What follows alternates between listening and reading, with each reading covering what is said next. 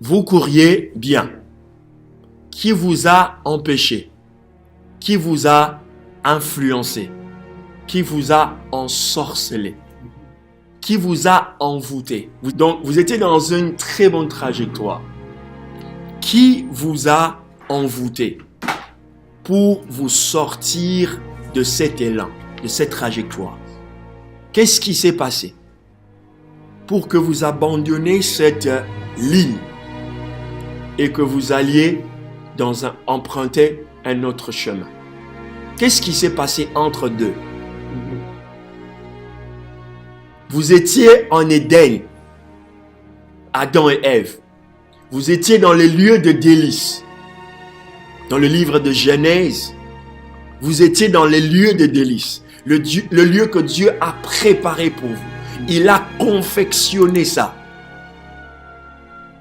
Il a établi des choses pour votre bonheur, pour votre prospérité, pour votre croissance.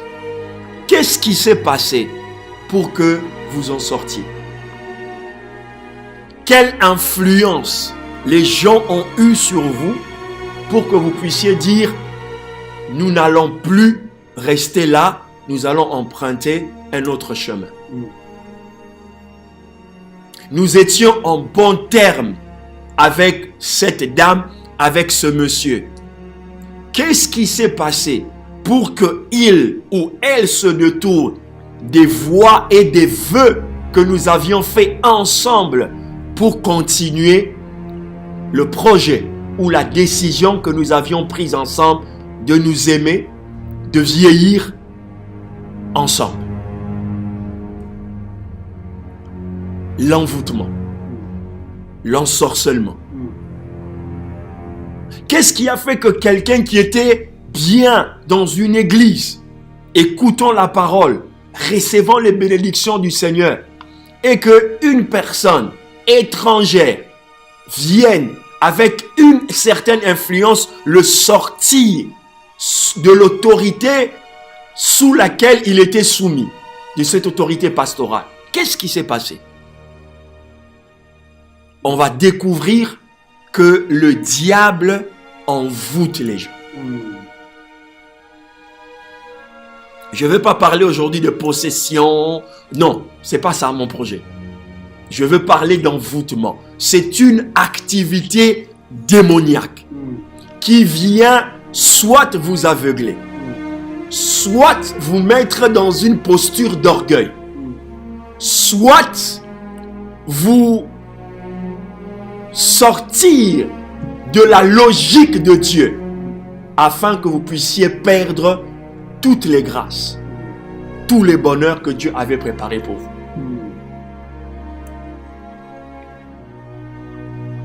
Apocalypse chapitre 16, le verset 13. Je vais vous montrer une vérité spirituelle. Très important.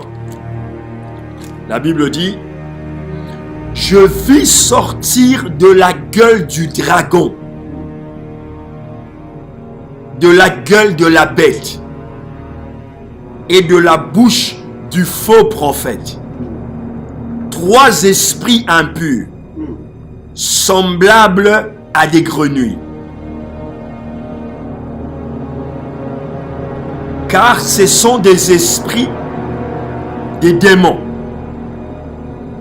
qui font des prodiges et qui vont vers les rois de toute la terre, afin de les rassembler pour les combats du grand jour du Dieu puissant.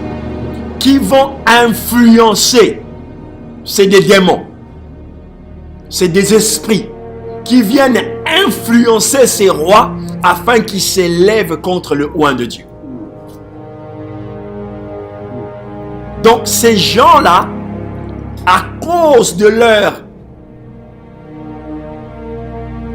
posture dans la société, position dans la société, le diable les a ciblés et leur envoie un esprit ou des esprits d'envoûtement afin de leur inculquer ou de les influencer à faire sa volonté.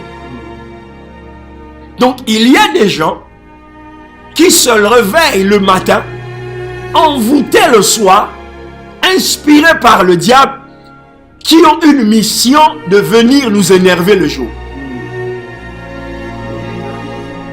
Tu n'as pas compris ce que j'ai dit. Envoûtés le soir, inspirés le jour, pour venir accomplir une mission dans notre vie.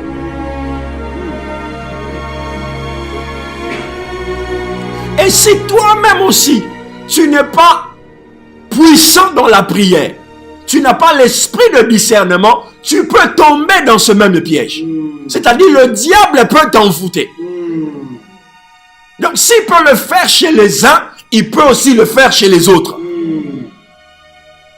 Satan a envoûté Pierre. Il a envoûté Pierre.